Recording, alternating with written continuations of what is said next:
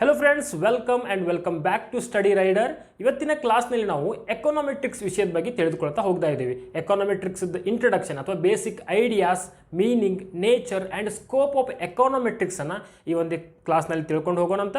ಮೊದಲದಾಗಿ Kannada medium students ಕೂಡ ಎಕನಾಮೆಟ್ರಿಕ್ಸನ್ನು English ಮೀಡಿಯಂನಲ್ಲಿ ತಿಳ್ಕೊಳ್ಳೋದು ಬಹಳ ಇಂಪಾರ್ಟೆಂಟ್ ಆಗ್ತದೆ. ಯಾಕಂದರೆ ಕನ್ನಡದಲ್ಲಿ ಎಲ್ಲ ಪದಗಳ ಅರ್ಥವನ್ನು ತಿಳ್ಕೊಳ್ಳೋದು ತುಂಬ ಕಷ್ಟ ಆಗಿರೋದ್ರಿಂದ ಇಂಗ್ಲೀಷ್ನಲ್ಲಿ ಬಹಳ ಈಸಿಯಾಗಿ ಅರ್ಥ ಆಗುತ್ತೆ. ಈಸಿಯಾಗಿ ಅರ್ಥ ಆಗಲಿಲ್ಲ ಅಂದರೆ ಅಂಡರ್ಸ್ಟ್ಯಾಂಡ್ ಮಾಡಿಸುವಂಥ ಪ್ರಯತ್ನ ನಾನು ಮಾಡ್ತೀನಿ. ಮೊದಲಾಗಿ ಎಕನಾಮೆಟ್ರಿಕ್ಸ್ದು ಇಂಟ್ರಡಕ್ಷನ್ ಪಾರ್ಟಿಗೆ ಬರೋಣ. ಎಕನಾಮೆಟ್ರಿಕ್ಸ್ ಅಂದರೆ ಏನು ಅನ್ನೋದು. ಸೊ ಇಲ್ಲಿ ನೋಡ್ತಾ ಇದ್ದೀರಿ ಎಕನಾಮೆಟ್ರಿಕ್ಸ್ನಲ್ಲಿ ಎರಡು ವರ್ಡ್ಗಳು ಸೇರಿರುವುದು ಕಂಡು ಬರ್ತದೆ. ಒಂದು ಎಕಾನೋ, ಇನ್ನೊಂದು ಮೆಟ್ರಿಕ್ಸ್. ಎಕಾನೋ ಅಂದರೆ ಗೊತ್ತದ, ಎಕಾನಾಮಿಕ್ಸ್ ಮೆಟ್ರಿಕ್ಸ್ ಅಂತ ಅದ. ಮೆಟ್ರಿಕ್ಸ್ ಅಂತಂದ್ರೆ ಏನು? ಮೆಜರ್ಮೆಂಟ್ ಮಾಡೋದು. ಈ ಎಕನಾಮಿಕ್ಸನ್ನ ಮೆಜರ್ಮೆಂಟ್ ಮಾಡೋದಕ್ಕೆ ಎಕನಾಮೆಟ್ರಿಕ್ಸ್ ಅಂತಾರೆ. ಸಿಂಪಲ್ ವರ್ಡನ್ನು ಅಂಡರ್ಸ್ಟ್ಯಾಂಡ್ ಮಾಡಿಕೊಂಡಾಗ ನಮಗೆ ಗೊತ್ತಾಗೋದು.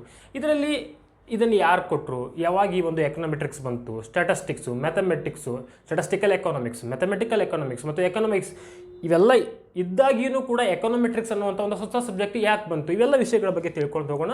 ಮೊದಲಾಗಿ ನಾವು ತಿಳ್ಕೊಳ್ಳೋದು ಎಕನಾಮೆಟ್ರಿಕ್ಸ್ ಅನ್ನುವಂಥ ವರ್ಡು ಗ್ರೀಕ್ ಪದದಿಂದ ಬಂದದ. ಗ್ರೀಕ್ ಪದದಿಂದ ಡಿರೈವ್ಡ್ ಆಗಿ ಬಂದಂತಹ ಒಂದು ಪದ ಯಾವುದು? ಎಕನಾಮೆಟ್ರಿಕ್ಸ್ ಅಂತೇಳಿ. ಹಾಗೆ ಇದರ ಫಾದರ್ ಆಫ್ ಎಕನಾಮೆಟ್ರಿಕ್ಸ್ ಯಾರು? ರ್ಯಾಗ್ನರ್ ಫ್ರಿಶ್ ಅನ್ನುವಂಥವ್ರು. ನೆಟ್ ಮತ್ತು ಸೆಟ್ ಎಕ್ಸಾಮಿಗೆ ಭಾಳ ಇಂಪಾರ್ಟೆಂಟ್ ಇದು ಇಂಟ್ರಡಕ್ಷನ್ ಪಾರ್ಟು, ಕಾನ್ಸಂಟ್ರೇಟ್ ಮಾಡಿರಿ. ರ್ಯಾಗ್ನರ್ ಫ್ರಿಶ್ ಅನ್ನೋರು ಈ ಒಂದು ಎಕನಾಮೆಟ್ರಿಕ್ಸನ್ನು ವಿಷಯ ವಸ್ತುವನ್ನು ಕೊಡ್ತಾರೆ. ಇವರು ಸ್ಟ್ಯಾಟಿಸ್ಟಿಕ್ಸ್ನಿಂದ, ಮ್ಯಾಥಮೆಟಿಕ್ಸ್ನಿಂದ ಎಕನಾಮಿಕ್ಸನ್ನು ಬೇರ್ಪಡಿಸಿ ಸಪ್ರೇಟ್ ಸಬ್ಜೆಕ್ಟ್ ಆಗಿ ಮಾಡ್ತಾರೆ. ಸಬ್ಜೆಕ್ಟ್ ಕಾನ್ಸೆಪ್ಟ್ ಆಗಿ ಮಾಡ್ತಾರೆ.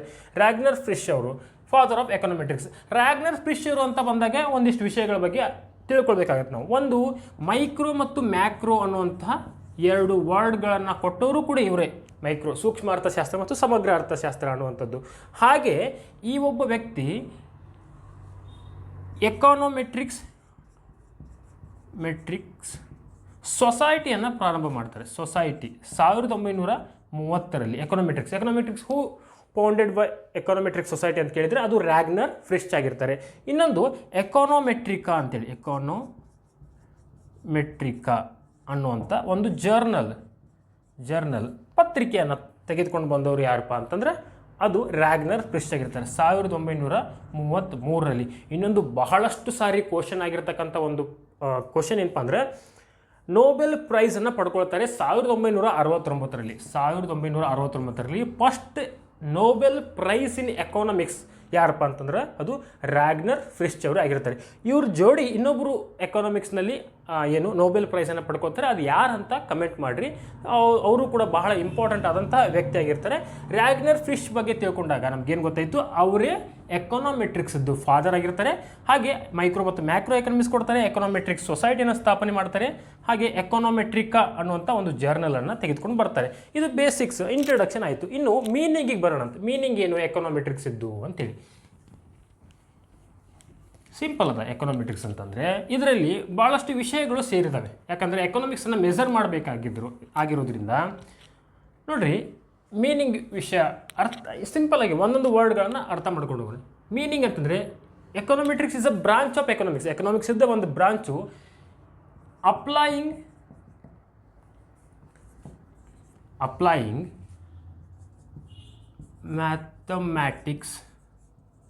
ಮ್ಯಾಥಮೆಟಿಕ್ಸ್ ಏನು,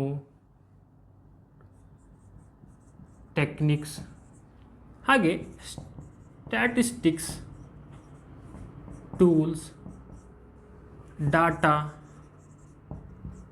interpretation, methods in economics to understand, estimate,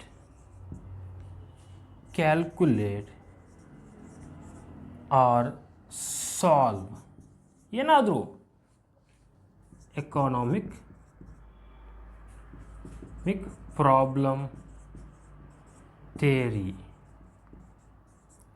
ಇದರಲ್ಲಿ ಮೀನಿಂಗ್ ಅದ ಹೆಂಗೆ ಅಂತಂದರೆ ನೋಡ್ರಿ, ಎಕೋನೋಮೆಟ್ರಿಕ್ಸ್ ಅಂತಂದರೆ applying mathematical techniques, statistical tools and data interpretation methods in economics to understand, to estimate, to calculate, to solve the economic problem or economic theory or economics policy. Economics ಪಾಲಿಸಿನ, economic ಪ್ರಾಬ್ಲಮ್ಗಳನ್ನು, economic ಥಿಯರೀಸ್ಗಳನ್ನು understand ಮಾಡ್ಕೊಳ್ಳಿಕ್ಕೆ ನಾವು ಎಕನಾಮಿಕ್ಸ್ನಲ್ಲಿ ಮ್ಯಾಥಮೆಟಿಕ್ಸನ್ನು, ಸ್ಟ್ಯಾಟಿಸ್ಟಿಕ್ಸನ್ನು, data ಇಂಟರ್ಪ್ರಿಟೇಷನನ್ನು ಏನು ಮಾಡ್ತೀವಿ, involve ಮಾಡ್ಕೊಂಡ್ರೆ ಅದಕ್ಕೆ ಏನಂತ ಕರಿತೀವಿ, ಎಕಾನೋಮೆಟ್ರಿಕ್ಸ್ ಅಂತ ಕರಿತೀವಿ. ಸಿಂಪಲ್, ನಿಮ್ಗೆ ಗೊತ್ತದ ಎಕನಾಮೆಟ್ರಿಕ್ಸ್ನಲ್ಲಿ ಏನೇನು ಇನ್ವಾಲ್ವ್ ಆಗ್ಯದ, ಒಂದು ಮ್ಯಾಥಮೆಟಿಕ್ಸ್ ಅದ, ಇನ್ನೊಂದು ಸ್ಟ್ಯಾಟಿಸ್ಟಿಕ್ಸ್ ಅದ, ಇನ್ನೊಂದು ಡಾಟಾ ಇಂಟರ್ಪ್ರಿಟೇಷನ್ ಅದ, ಇನ್ನೊಂದು ಎಕಾನಮಿಕ್ಸ್ ಅದ. ಈ ಅಷ್ಟುಗಳನ್ನು ಸೇರಿಸಿದ್ರೆ ಏನಾಗುತ್ತೆ, ಎಕಾನೋಮೆಟ್ರಿಕ್ಸ್ ಆಗುತ್ತೆ. ಒಂದು ಯಾವುದೋ ಫಿಲ್ಮ್ನಾಗ ನೋಡಿದ್ದೀರಿ ನೀವು, ದೊಡ್ಡನ್ನ ಇವದೋಪು ಅಂತ ಮಾಡ್ತಾನೆ, ಇಡ್ಲಿ, ವಡೆ, ದೋಸೆ, ಪೂರಿ ಎಲ್ಲನೂ ಮಿಕ್ಸ್ ಮಾಡಿ ಸಾಧು ಕೋಕಿಲ್ ಕೈ ಕೊಟ್ಕೊಳ್ತಿರ್ತಾನೆ, ಅದು ಒಂದು ಡಿಶ್ ಆಗಿರ್ತದೆ. ಅದು ಸೇಮ್ ನಮ್ಮ ಎಕನಾಮೆಟ್ರಿಕ್ಸ್ ಕೂಡ ಹಾಗೆ ಏನಾಗ್ತದೆ, ಇಲ್ಲಿ mathematics, statistics, data interpretation and economics ಈ ಮೂರು ಸೇರಿ ಏನಾಗ್ತದೆ, ಎಕನಾಮೆಟ್ರಿಕ್ಸ್ ಅಂತ ಆಗ್ತದೆ. ಸಿಂಪಲ್ ಮೀನಿಂಗ್ ಏನಪ್ಪ ಅಂತಂದರೆ, ಎಕನಾಮೆಟ್ರಿಕ್ಸ್ ಅಂದರೆ econometrics applying a mathematics, statistics and data interpretation in solving the economic problems or understanding the economic policies is called as econometrics. Econometrics ಅಂತಂದರೆ ಅರ್ಥ ಆಯ್ತು ನಿಮಗೆ, ಅಪ್ಲೈ ಮಾಡೋದು ಮ್ಯಾಥಮೆಟಿಕ್ಸನ್ನು ಹಾಗೆ ಸ್ಟ್ಯಾಟಿಸ್ಟಿಕ್ಸನ್ನು, ಡಾಟಾ ಇಂಟರ್ಪ್ರಿಟೇಷನ್ ಮೆಥಡ್ಸ್ಗಳನ್ನು ಇನ್ ಎಕನಾಮಿಕ್ಸ್ನಲ್ಲಿ. ಸೊ ಇದು ಸಿಂಪಲ್ ಆಗಿರ್ತಕ್ಕಂಥ ಮೀನಿಂಗು. ಈ ಮೀನಿಂಗ್ ಆದ ನಂತರ ನಾವು ಅಂಡರ್ಸ್ಟ್ಯಾಂಡ್ ಮಾಡ್ಕೊಳ್ಳೋದು ಏನಪ್ಪ ಅಂತಂದ್ರೆ, ನೇಚರ್ ಏನು ನೇಚರ್ ಬರ್ತದಪ್ಪ ಎಕನಾಮೆಟ್ರಿಕ್ಸ್ ಇದ್ದು. ಸಿಂಪಲ್ ಪಾಯಿಂಟ್ಸ್ ಅದಾವು, ಪಾಯಿಂಟ್ ಬೈ ಪಾಯಿಂಟನ್ನು ಎಕ್ಸ್ಪ್ಲೇನ್ ಮಾಡ್ತಾ ಹೋಗ್ತೀವಿ. ನಾವು ಮೊದಲು ಪಾಯಿಂಟ್ಸನ್ನು ಬರ್ಕೊಳ್ಳೋಣ, ನೋಡೋಣ. ಪಾಯಿಂಟ್ ಸಿಂಪಲ್ ಅದಾವು. ನೇಚರ್ ಆಫ್ ಎಕನಾಮೆಟ್ರಿಕ್ಸ್ ಫಸ್ಟ್ ಏನು, ಇದೊಂದು ಎಂಪರಿಕಲ್ ಸೈನ್ಸ್ ಆಗಿರುತ್ತೆ, empirical science. Second point, interdisciplinary.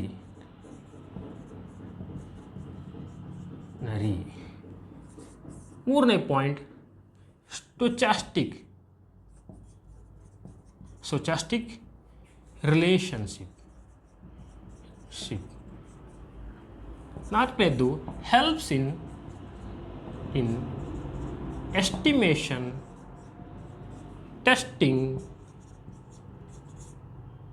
And forecasting. ಪಾಯಿಂಟ್ಸನ್ನು ಬರುತ್ತೋ ಆಮೇಲೆ ಎಕ್ಸ್ಪ್ಲೇನ್ ಮಾಡ್ತಾ ಹೋಗ್ತಾರೆ. ಸಿಂಪಲ್ ಅದ, ಏನು ನೇಚರ್ ಒಂದು 6-7 ಪಾಯಿಂಟ್ಸ್ನ ನೆನ್ಪಿಟ್ಕೊಳ್ಬೇಕು, ಎಕ್ಸಾಮ್ ಕೇಳಿದರೆ ಬರೀಬೇಕು ಅಷ್ಟೇ. ಐದನೇದೇನು, ಕ್ವಾಂಟಿಟೇಟಿವ್. ಆರನೇದು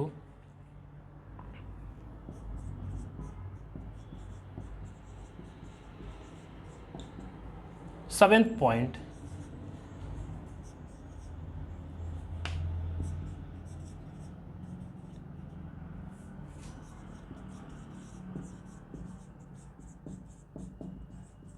ಸೊ ನೀವಿಲ್ಲಿ ನೋಡ್ತಾ ಇದ್ದೀರಿ, ಈ ಅಷ್ಟು ಪಾಯಿಂಟ್ಗಳು ಏನನ್ನು ಮಾಡ್ತಪ್ಪ ಅಂತಂದ್ರೆ, what kind of subject it is. Econometrics ಅನ್ನುವಂಥದ್ದು ಯಾವ ರೀತಿಯಾದಂಥ ಸಬ್ಜೆಕ್ಟು, ಇವೆಲ್ಲ ಏನು, ಅದರದ ನೇಚರ್, ಅದರ ಸ್ವರೂಪವನ್ನು ತಿಳಿಸ್ಕೊಡುವಂಥ ಪಾಯಿಂಟು. ಫಸ್ಟ್ ಪಾಯಿಂಟ್ ಏನದ, ಎಂಪರಿಕಲ್ ಸೈನ್ಸ್ ಅಂತದ, ಪ್ರಾಯೋಗಿಕ ವಿಜ್ಞಾನ. ಎಂಪರಿಕಲ್ ಸೈನ್ಸ್ ಅಂತಂದ್ರೆ ಏನು ಅಂತೇಳಿ ಏನಾಗ್ತದ, ಎಕನಾಮೆಟ್ರಿಕ್ಸ್ನಲ್ಲಿ ರಿಯಲ್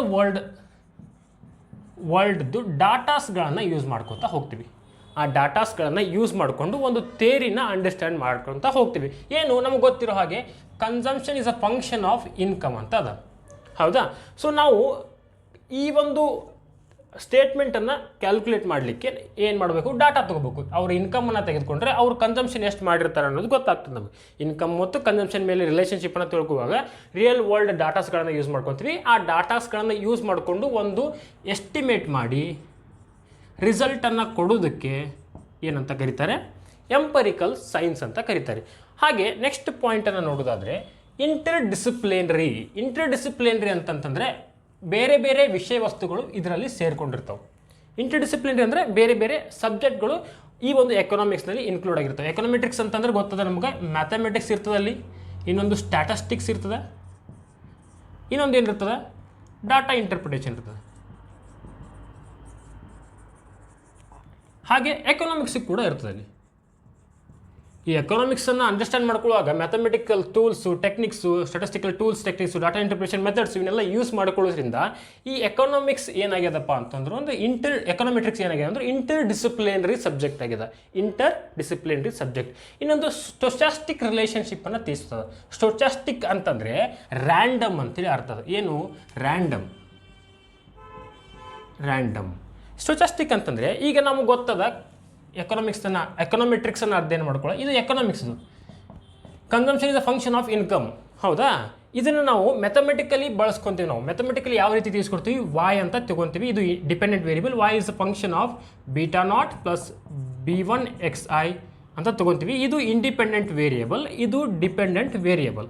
ಸೊ ಇಂಡಿಪೆಂಡೆಂಟ್ ವೇರಿಯಬಲ್ ಆದಂತಹ ಎಕ್ಸ್ ಐ ಅಂತಂದರೆ ಇನ್ಕಮ್ ಹೆಂಗೆ ಇನ್ಕ್ರೀಸ್ ಆಗ್ತದೋ ಹಾಗೆ ನಮ್ಮ ಕನ್ಸಂಪ್ಷನ್ ಕೂಡ ಇನ್ಕ್ರೀಸ್ ಆಗ್ತದ ಅನ್ನುವಂಥದ್ದು ಒಂದು ಥಿಯರಿ. ಹಾಗಿದ್ರೆ ಸ್ಟೊಚಾಸ್ಟಿಕ್ ರಿಲೇಷನ್ಶಿಪ್ ಅಂತಂದ್ರೆ ಏನು?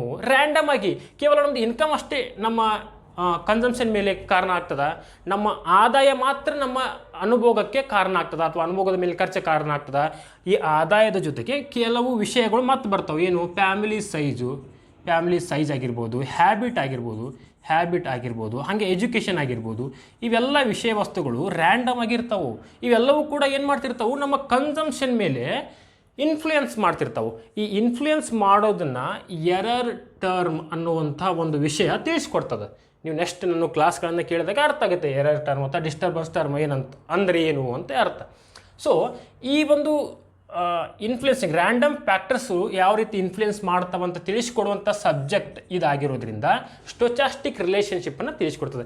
ಈ ಎಲ್ಲ ವಿಷಯಗಳು ಇದರ ಮೇಲೆ ಡಿಪೆಂಡೆಂಟ್ ಅಂದರೆ ನಮ್ಮ ಕನ್ಸಂಪ್ಷನ್ ಮೇಲೆ ಯಾವ ರೀತಿ ಇನ್ಫ್ಲುಯೆನ್ಸ್ ಮಾಡ್ತವೆ, ರಿಲೇಷನ್ಶಿಪ್ಪನ್ನು ತಿಳಿಸ್ಕೊಡುವಂಥದ್ದು ವಿಷಯ ಯಾವುದಪ್ಪ ಅಂದರೆ ಅದು ಎಕಾನೋಮೆಟ್ರಿಕ್ಸ್ ಆಗಿರ್ತದೆ. ನೆಕ್ಸ್ಟ್ ಬರೋದೇನಪ್ಪ ಅಂದರೆ helps in estimation, testing and forecasting. ಏನು ಮಾಡೋದು? ಎಸ್ಟಿಮೇಷನ್ ಮಾಡೋದು. ನಮಗೆ ಗೊತ್ತದ consumption is a function of income ಅಂತೇಳಿ. ಇದನ್ನು ನಾವು ಯಾವ ರೀತಿ ಬರ್ಕೊತೀವಿ? ಎಕನಾಮೆಟ್ರಿಕ್ಸ್ ಟೂಲ್ಸನ್ನು ಯೂಸ್ ಮಾಡಿಕೊಂಡಾಗ Y is a function of β0 plus β1 xi plus E ಅಥವಾ ಎರರ್ ಟರ್ಮ್ ಅಂತ ಯೂಸ್ ಮಾಡ್ಕೋತೀವಿ. ಇದನ್ನು ಯೂಸ್ ಮಾಡ್ಕೊಳ್ದಿದ್ರು ನಡೀತದೆ, ಏನು ಪ್ರಾಬ್ಲಮ್ ಇಲ್ಲ, ಯಾಕಂದರೆ ರ್ಯಾಂಡಮ್ ಆಗಿ ಬಂದಿರತಕ್ಕಂಥವು. ಇಲ್ಲಿ ನಾವು ಪ್ಯಾರಾಮೀಟರ್ಸ್ಗಳನ್ನು ನೋಡ್ತೀವಿ. ಇವು ಪ್ಯಾರಾಮೀಟರ್ಸ್ಗಳು ನಮ್ಮ ಇನ್ಕಮ್ ಅಂತ ಅಂದ್ಕೊಂಡ್ರೆ ಇನ್ಕಮ್ 0 ಇದ್ದಾಗೂ ಕೂಡ ನಮ್ಮದು ಕನ್ಸಂಪ್ಷನ್ ಇದ್ದೇ ಇರ್ತದೆ. ನಮ್ಮ ಕಡೆ ದುಡ್ಡು ಇಲ್ಲ ಅಂತಂದ್ರೆ ನಾವು ಭಿಕ್ಷೆ ಬೇಡಾದರೂ ತಿನ್ನಬೇಕು. ಸೊ ನಮ್ಮದು ಇನ್ಕಮ್ ಇಲ್ಲ ಅಥವಾ 0 ಇದ್ದಾಗ ಕೂಡ ನಮ್ಮ ಕನ್ಸಂಪ್ಷನ್ ಎಷ್ಟು ಇರ್ತೈತಿ ಅಂತ ಫೈಂಡ್ ಮಾಡೋದೇನು? Parameter b0. ಹಾಗೆ ಇನ್ನೊಂದು b1 ಅದ. ನಮ್ಮ ಇನ್ಕಮ್ 1 ಯೂನಿಟ್ ಇನ್ಕ್ರೀಸ್ ಆಯ್ತಂದರೆ ನಮ್ಮ ಕನ್ಸಂಪ್ಷನ್ ಎಷ್ಟು ಯೂನಿಟ್ ಇನ್ಕ್ರೀಸ್ ಆಗ್ತದೆ ಅಂದರೆ change in consumption divided by change in income. ಇವುಗಳನ್ನು ತಿಳಿಸ್ಕೊಡೋದೇನು?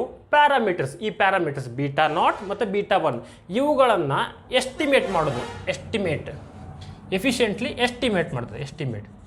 ಎಸ್ಟಿಮೇಟ್ ಅಂತಂದರೆ ನ್ಯೂಮೆರಿಕಲಿ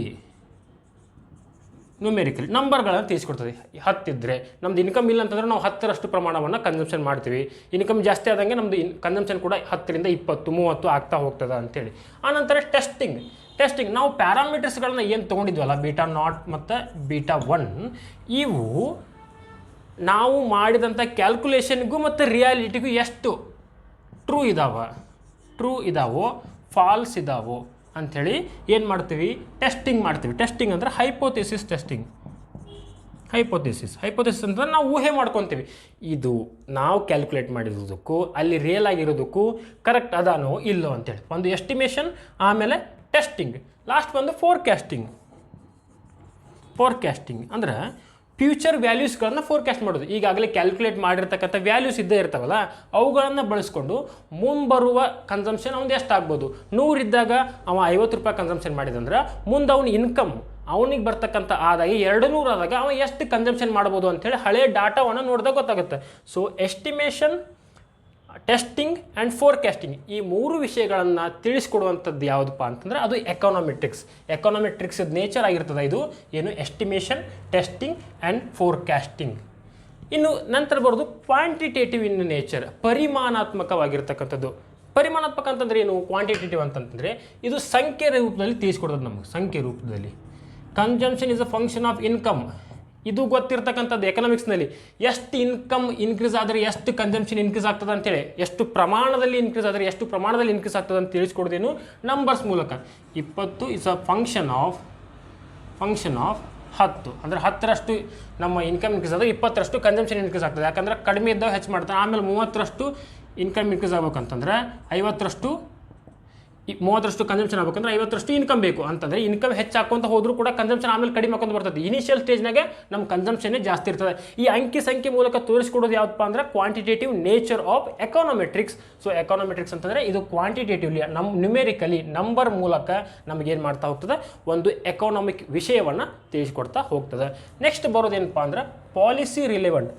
ಪಾಲಿಸಿ ರಿಲೆವೆಂಟ್ ಅಂತಂದರೆ ಗವರ್ನಮೆಂಟ್ ಅಥವಾ ಸ್ಟ್ಯಾಟಿಸ್ಟಿಕಲ್ ಇನ್ಸ್ಟಿಟ್ಯೂಷನ್ಸ್ ಅವೇನು ಮಾಡ್ತವೆ, ಪಾಲಿಸೀಸ್ಗಳನ್ನು ಮಾಡ್ತವೆ. ಪಾಲಿಸಿ ಅದು ಯಾವುದ್ರ ಮೇಲಾದರೂ ಮಾಡಲಿ, ಯಾವುದ್ರ ಮೇಲೆ, ಇನ್ಫ್ಲೇಷನ್ ಮೇಲೆ ಮಾಡಲಿ, ಇನ್ಫ್ಲೇಷನ್ ಮೇಲೆ ಮಾಡಲಿ, ಪವರ್ಟಿ ಮೇಲೆ ಮಾಡಲಿ, ಅಥವಾ ಅನ್ಎಂಪ್ಲಾಯ್ಮೆಂಟ್ ಮೇಲೆ ಮಾಡಲಿ, ಇವನ್ನೆಲ್ಲದರ ಮೇಲೆ ಪಾಲಿಸಿ ಮಾಡಬೇಕು ಅವ್ರಂದ್ರೆ ಅವ್ರು ಏನು ನೋಡಬೇಕು, ಡಾಟಾಸನ್ನು ನೋಡಬೇಕು, ದತ್ತಾಂಶಗಳನ್ನು ನೋಡಬೇಕು. ಆ ದತ್ತಾಂಶಗಳನ್ನು ನೋಡಿದರೆ ಅರ್ಥ ಆಗ್ಬಿಡುತ್ತೆ ನಮ್ಗೆ. ಹಾಗೆ ನಂಬರ್ಸ್ ಎಲ್ಲ ನೋಡಿಬಿಟ್ರೆ ಅರ್ಥ ಆಗುತ್ತಾ. ಅವುಗಳ ದತ್ತಾಂಶಗಳಿಗೆ ಏನು ಮಾಡ್ತದಪ್ಪ ಇದು ಮೆಟ್ರಿಕ್ಸ್ ಒಂದು ಸ್ಟ್ರಕ್ಚರನ್ನು ಕೊಡ್ತದೆ. ಈ ಅವರದ್ದು ದತ್ತಾಂಶಗಳಿಗೆ ಒಂದು ಸ್ಟ್ರಕ್ಚರನ್ನು ಕೊಡುವಂಥ ಪ್ರಯತ್ನ ಮಾಡ್ತದೆ. ಆ ಸ್ಟ್ರಕ್ಚರನ್ನು ನೋಡಿದಾಗ ಅಥವಾ ಎಕನಾಮೆಟ್ರಿಕ್ಸನ್ನು ನೋಡಿದಾಗ ನಮಗೆ ಪಾಲಿಸಿ ಫಾರ್ಮೇಷನ್ ಮಾಡಲಿಕ್ಕೆ ಏನಾಗ್ತದೆ, ಹೆಲ್ಪ್ ಆಗ್ತದೆ. ಸೊ ಅಲ್ಲಿ ಅನುಕೂಲ ಆಗ್ತದೆ, ಪಾಲಿಸಿಗೆ ರಿಲೆವೆಂಟ್ ಆಗ್ತದೆ. ಆ ಒಂದು ನೇಚರನ್ನು, ಸ್ವಭಾವವನ್ನು ಯಾವ್ದು ಹೊಂದಿರ್ತದೆ, ಎಕನಾಮೆಟ್ರಿಕ್ಸ್ ಹೊಂದಿರ್ತದೆ. ಇನ್ನು ನೆಕ್ಸ್ಟ್ ಬರೋದು theoretical and applied in nature. ಇದು ಒಂದು ಎಕನಾಮೆಟ್ರಿಕ್ಸು ಥೆರಾಟಿಕಲ್ಲೂ ಆಗಿರ್ತದೆ, ಅಪ್ಲೈಡು ಆಗಿರ್ತದೆ. ಥಿಯರಿ ಕೂಡ ಆಗಿರ್ತದೆ, ಇದು ಪ್ರಾಯೋಗಿಕವಾಗಿಯೂ ಆಗಿರ್ತದೆ. ಥಿಯರಿ ಅಂತಂದ್ರೇನು, ಒಂದು ಎಕನಾಮಿಕ್ಸ್ ಇವೆಂಟನ್ನು ಅಥವಾ ಪ್ರಾಬ್ಲಮನ್ನು ಅಂಡರ್ಸ್ಟ್ಯಾಂಡ್ ಮಾಡ್ಕೊಳ್ಬೇಕಂತಂದರೆ ಒಂದಿಷ್ಟು ಮೆಥಡ್ಸ್ ಬೇಕು. ನೆಕ್ಸ್ಟ್ ಕ್ಲಾಸ್ನಲ್ಲಿ ಯಾವ್ಯಾವ ಅಂತ ಗೊತ್ತಾಗ್ತಾ ಹೋಗ್ತದೆ ನಿಮಗೆ. ರಿಗ್ರೆಷನ್ ಆಗಿರ್ಬೋದು, OLS ಮಾಡೆಲ್ ಆಗಿರ್ಬೋದು, MLM ಮಾಡೆಲ್ ಆಗಿರ್ಬೋದು, ಎಸ್ಟಿಮೇಟ್ ಮಾಡಲಿಕ್ಕೆ ಅಂತಂದ್ರೇನು. ಥೆರಾಟಿಕಲ್ ಅಂತಂದರೆ ಡೆವಲಪ್ಮೆಂಟ್ ಮಾಡೋದು. ಏನನ್ನು ಡೆವಲಪ್ಮೆಂಟ್ ಮಾಡೋದು, ಟೂಲ್ಸ್ಗಳನ್ನು ಡೆವಲಪ್ಮೆಂಟ್ ಮಾಡೋದು. ಟೆಕ್ನಿಕ್ಸ್ಗಳನ್ನು ಡೆವಲಪ್ಮೆಂಟ್ ಮಾಡೋದು. ಏನು, ಒಂದು ಎಕಾನಮಿಕ್ ಪ್ರಾಬ್ಲಮನ್ನು ಸಾಲ್ವ್ ಮಾಡಲಿಕ್ಕೆ ಒಂದು ಟೂಲ್ಸು, ಮೆಥಡ್ಸು, ಮಾಡ್ಯೂಲು ಅಥವಾ ಟೆಕ್ನಿಕ್ಸ್ಗಳನ್ನು ಡೆವಲಪ್ಮೆಂಟ್ ಮಾಡೋದಕ್ಕೆ ಏನಂತ ಕರಿತೀವಿ, ಥಿಯರಿಟಿಕಲ್ ಅಂತ ಕರಿತೀವಿ. ಡೆವಲಪ್ಮೆಂಟ್ ಮಾಡೋದಕ್ಕೆ ಥಿಯರಿಟಿಕಲ್ ಅಂತ ಕರೆದ್ರೆ, ಆ ಡೆವಲಪ್ಮೆಂಟ್ ಮಾಡಿರ್ತಕ್ಕಂಥ ಟೂಲ್ಗಳನ್ನು ಅಪ್ಲೈ ಮಾಡಿ ಪ್ರಾಬ್ಲಮ್ ಅಥವಾ ಪಾಲಿಸಿನ ಫಾರ್ಮೇಷನ್ ಮಾಡಿದರೆ, ಪ್ರಾಬ್ಲಮನ್ನು ಸಾಲ್ವ್ ಮಾಡಿದರೆ, ಪಾಲಿಸಿನ ಫಾರ್ಮೇಷನ್ ಮಾಡಿದರೆ ಅದಕ್ಕೇನಂತ ಕರಿತೀವಿ, ಅಪ್ಲೈಡ್ ಎಕನಾಮೆಟ್ರಿಕ್ಸ್ ಅಂತ ಕರಿತೀವಿ. ಥಿಯರಿಟಿಕಲ್ ಎಕನಾಮೆಟ್ರಿಕ್ಸ್ ಅಂದರೆ ಡೆವಲಪ್ಮೆಂಟ್ ಮಾಡೋದು, ಟೂಲ್ಸ್ ಟೆಕ್ನಿಕ್ಸ್ಗಳನ್ನು. ಅಪ್ಲೈಡ್ ಎಕನಾಮೆಟ್ರಿಕ್ಸ್ ಅಂದರೆ ಫಾರ್ಮೇಷನ್ ಮಾಡೋದು.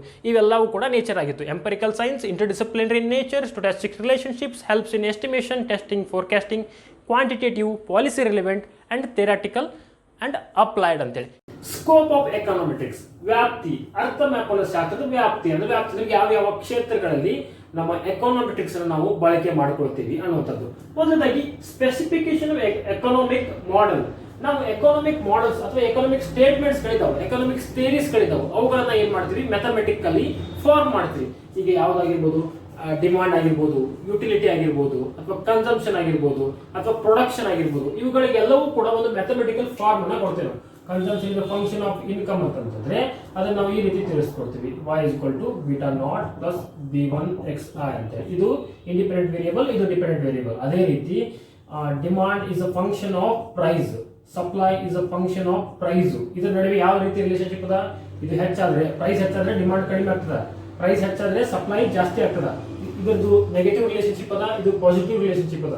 ಅದನ್ನೇ ನಾವು negative positive ಅನ್ನೋಕ್ಕಿಂತ y = β0 + b1 xi. xi ಅಂತಂದ್ರೆ ಏನು, y ಅಂತಂದ್ರೆ ಏನು, ಇದು ಸಪ್ಲೈ ಆಗಿರಲಿ, ಇದು ಪ್ರೈಸ್ ಆಗಿರಲಿ. ಪ್ರೈಸ್ ಹೆಚ್ಚಿಗೆ ಆದ್ರೆ ಸಪ್ಲೈ ಕೂಡ ಹೆಚ್ಚಿಗೆ ಆಗ್ತದೆ. ಅದೇ ರೀತಿ ಇದೇ ಮಾಡೆಲ್ ಯೂಸ್ ಮಾಡಿಕೊಂಡು ಇದನ್ನ ಡಿಮಾಂಡ್ ಅಂತ ತಿಳ್ಕೊಂಡ್ರೆ, ಇದನ್ನ ಪ್ರೈಸ್ ಅಂತ ತಿಳ್ಕೊಂಡ್ರೆ, ಪ್ರೈಸ್ ಕಡಿಮೆ ಆದ್ರೆ ಡಿಮಾಂಡ್ ಏನಾಗುತ್ತೆ, ಹೆಚ್ಚಾಗುತ್ತೆ. ಸೊ ನಾವು ಯಾವುದೇ ಒಂದು ಎಕಾನಮಿಕ್ ಮಾಡೆಲ್ಗೂ ಕೂಡ ಏನ್ ಮಾಡ್ತಾ ಹೋಗ್ತೀವಿ, ಮ್ಯಾಥಮೆಟಿಕಲ್ ಫಾರ್ಮ್ ಮಾಡೆಲ್ ಅನ್ನ ಕೊಡ್ತಾ ಹೋಗ್ತೀವಿ.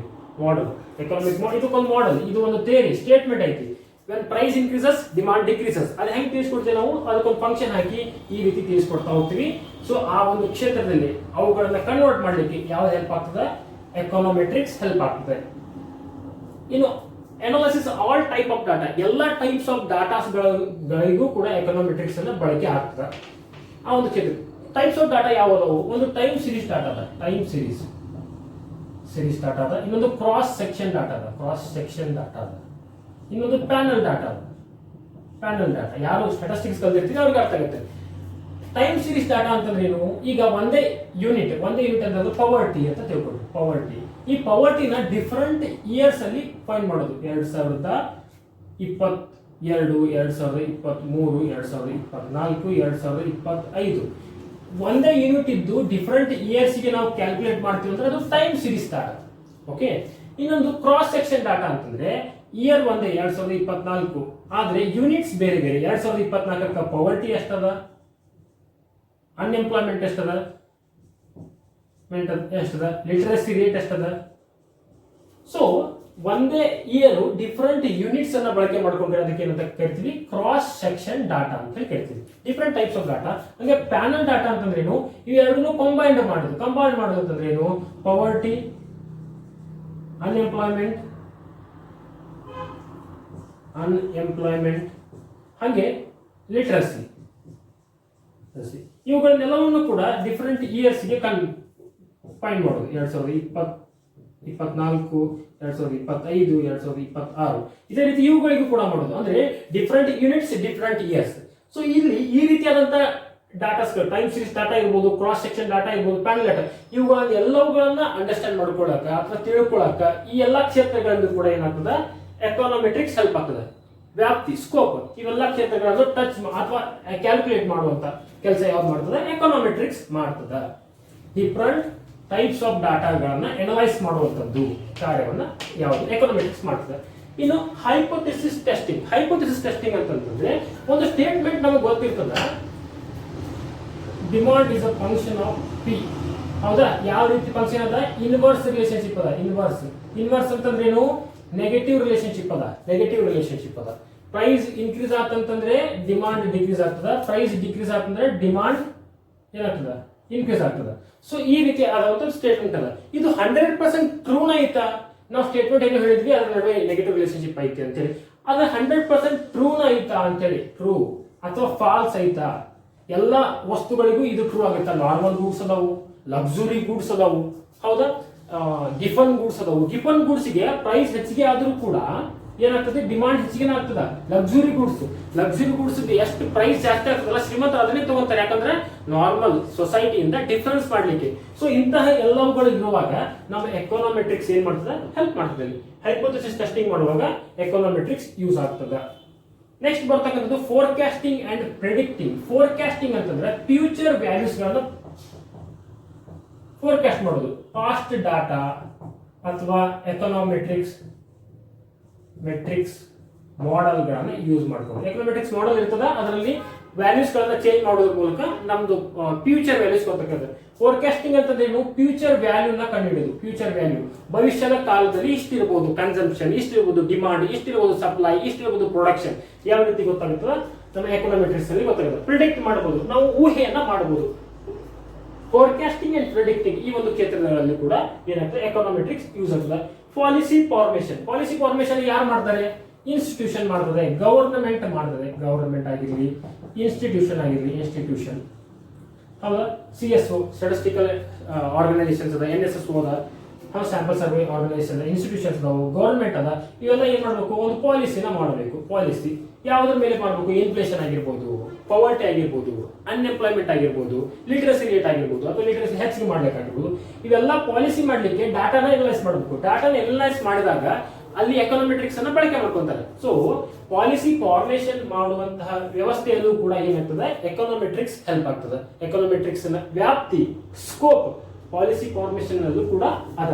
ಇನ್ನು ಡಯಾಗ್ನೋಸಿಸ್ ಟೆಸ್ಟಿಂಗ್ ಅಂತಂದ್ರೆ ಒಂದಿಷ್ಟು ಪ್ರಾಬ್ಲಮ್ಗಳು ಬರ್ತಾವ. ಏನು?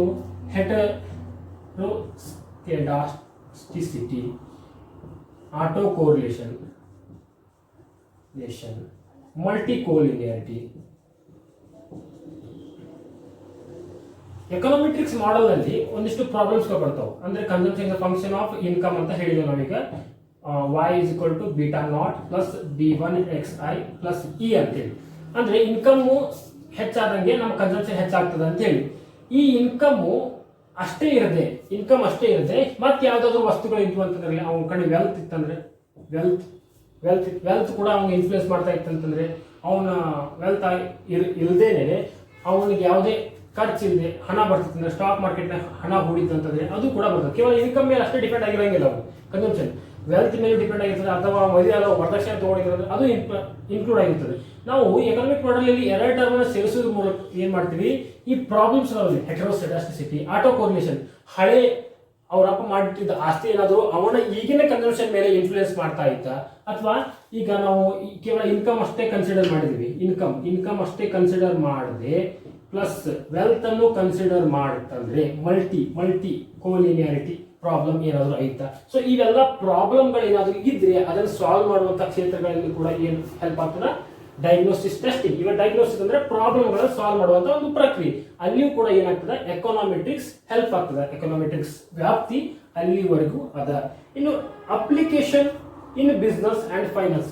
ಬಿಸ್ನೆಸ್ ಡಿಸಿಷನ್ ತಗೊಳ್ಳುವಾಗ ಬಿಸ್ನೆಸ್ ಡಿಸಿಷನ್ ಯಾವುದ್ರ ಮೇಲೆ ತಗೋತವೆ, ಪ್ರೊಡಕ್ಷನ್ ಎಷ್ಟು ಮಾಡಬೇಕು, ನಮ್ಮ ಕಾಸ್ಟ್ ಎಷ್ಟದ, ಈ ಕಾಸ್ಟ್ಗೆ ಇಷ್ಟು ಪ್ರೊಡಕ್ಷನ್ ಮಾಡಬೇಕು, ನಮ್ಮ ವರ್ಕರ್ಸ್ ಅಬಿಲಿಟಿ ಎಷ್ಟದ, ಪ್ರತಿಯೊಬ್ಬ ವರ್ಕರ್ ಇಂದ ಎಷ್ಟು ಪ್ರೊಡಕ್ಟಿವಿಟಿ ಇಂಪ್ರೂವ್ ಆಗ್ತಾ ಐತಿ, ಇವೆಲ್ಲವುಗಳಿಗೂ ನಾವೇನ್ ಮಾಡಬೇಕು, ಒಂದು ಡಾಟಾವನ್ನು ತೆಗೆದುಕೊಳ್ಬೇಕು. ಒಬ್ಬ ವರ್ಕರ್ನ ತಗೊಳ್ಳೋಕ್ಕಿಂತ ಮೊದಲು ನಮ್ಮ ಪ್ರೊಡಕ್ಷನ್ ಎಷ್ಟಿತ್ತು, ತಗೊಂಡ ಮೇಲೆ ಎಷ್ಟದ, ಮಷಿನರಿ ಹೊಸ ಮಷಿನರಿ ಹಾಕಿದಾಗ ಎಷ್ಟಿತ್ತು, ಹಾಕಿದ ಆದ್ಮೇಲೆ ಎಷ್ಟು ಪ್ರೊಡಕ್ಷನ್ ಆಗಿದೆ, ಈ ಎಲ್ಲ ಡಾಟಾಸ್ಗಳನ್ನ ಅಂಡರ್ಸ್ಟ್ಯಾಂಡ್ ಮಾಡಿಕೊಂಡು ಎಕನಾಮೆಟ್ರಿಕ್ಸ್ ಟೂಲ್ಸ್ ಗಳನ್ನ ಯೂಸ್ ಮಾಡಿಕೊಂಡು ಒಂದು last statement estimated calculated result ಅನ್ನ ಕೊಡ್ತದೆ. ಆ ರಿಸಲ್ಟ್ ಎಲ್ಲಿ ಹೆಲ್ಪ್ ಆಗ್ತದೆ ಅಂದ್ರೆ ಬಿಸ್ನೆಸ್ ನಲ್ಲಿ ಹೆಲ್ಪ್ ಆಗ್ತದೆ, ಬಿಸ್ನೆಸ್ ಡಿಸಿಷನ್ ನಲ್ಲಿ ಹೆಲ್ಪ್ ಆಗ್ತದೆ. ಸೊ ಅಲ್ಲಿ ಎಕನಾಮೆಟ್ರಿಕ್ಸ್ ಹೆಲ್ಪ್ ಆಗ್ತದೆ. ಇನ್ನು ಫೈನಾನ್ಸ್, ಬಿಸ್ನೆಸ್ ಅಂದ್ರೆ ಫೈನಾನ್ಸ್ ಬಂದೇ ಬರ್ತದೆ, ಅಥವಾ ಗವರ್ಮೆಂಟ್ ಅಂದ್ರೆ ಫೈನಾನ್ಸ್ ಬಂದೇ ಬರ್ತದೆ. ನಾವು ಫೈನಾನ್ಷಿಯಲಿ ಸ್ಟ್ರಾಂಗ್ ಇದ್ರೆ, ಫೈನಾನ್ಷಿಯಲಿ ನಮ್ಮ ಹತೋಟಿ ಒಳಗಿತ್ತಂದ್ರೆ ನಾವು ಏನಾದರೂ ಒಂದು ಬಿಸ್ನೆಸ್ ಅನ್ನ ಚೆನ್ನಾಗಿ ನಡೆಸಬಹುದು. ಸೊ ಅವುಗಳನ್ನೆಲ್ಲ ಅಂಡರ್ಸ್ಟ್ಯಾಂಡ್ ಮಾಡ್ಕೊಳ್ಳಿಕ್ಕೆ ಏನ್ ಬೇಕು, ಇನ್ಫಾರ್ಮೇಶನ್ ಬೇಕು. ಯಾವ್ದ್ರ ಇನ್ಫಾರ್ಮೇಶನ್, ಕಾಸ್ಟ್ ಇನ್ಫಾರ್ಮೇಶನ್ ಬೇಕು, ರಾ ಮಟೀರಿಯಲ್ ಇನ್ಫಾರ್ಮೇಶನ್ ಬೇಕು, ವರ್ಕರ್ ಸ್ಯಾಲರಿ ಇನ್ಫಾರ್ಮೇಶನ್ ಬೇಕು. ಅವುಗಳನ್ನೆಲ್ಲ ಸೇರಿಸಿ ಅದಕ್ಕೊಂದು ರಿಸಲ್ಟ್ ಅನ್ನ ಎಸ್ಟಿಮೇಟೆಡ್ ಅಥವಾ ಕ್ಯಾಲ್ಕುಲೇಟೆಡ್ ರಿಸಲ್ಟ್ ಅನ್ನ ಕೊಡ್ತದ. ಆ ಒಂದು ಎಕನಾಮಿಕ್ ರಿಸಲ್ಟ್ ಅನ್ನ ಏನ್ ಮಾಡ್ತದೆ, ಬಿಸ್ನೆಸ್ ನಲ್ಲಿ ಅಪ್ಲೈ ಮಾಡ್ಕೊಂತದ. ಅವಾಗ ಏನಾಗ್ತದೆ, ಅವರಿಗೆ ಚೆನ್ನಾಗಿರ್ತಕ್ಕಂಥ ರಿಸಲ್ಟ್ ಸಿಗ್ತದೆ. ಈ ಎಲ್ಲ ವಿಷಯಗಳಾಯ್ತು. ಇದ್ರ ನೋಟ್ಸ್ ಬೇಕಂತಂದ್ರೆ ನನ್ನ ವಾಟ್ಸ್ಆಪ್ ನಂಬರ್ಗೆ ಹಾಯ್ ಅಂತ ಮೆಸೇಜ್ ಮಾಡ್ರಿ. ನೋಟ್ಸ್ ಬೇಕಂತ ಕೇಳ್ರಿ, ನಾನು ಇದ್ರದ್ದು PDF ನೋಟ್ಸ್ ಅದ, ಅದನ್ನು ಕೂಡ ನೀವು ಶೇರ್ ಮಾಡ್ಕೊತೀನಿ. ಕ್ಲಾಸ್ ಇಷ್ಟ ಆಗಿದ್ರೆ ಲೈಕ್ ಮಾಡ್ರಿ, ಶೇರ್ ಮಾಡ್ರಿ, ಹಾಗೆ ನಿಮ್ಮ ಫ್ರೆಂಡ್ಸ್ ಕೂಡ ತಿಳಿಸಿ. ಬಹಳ ಸಿಂಪಲ್ ಆಗಿರ್ತಕ್ಕಂಥದ್ದು. ಇನ್ನೊಂದು ಬರೀ ಕ್ಲಾಸ್ ಕೇಳಿ ಅರ್ಥ ಆಗಲಿಲ್ಲ ಅಂತಂದ್ರೆ so thank you so much.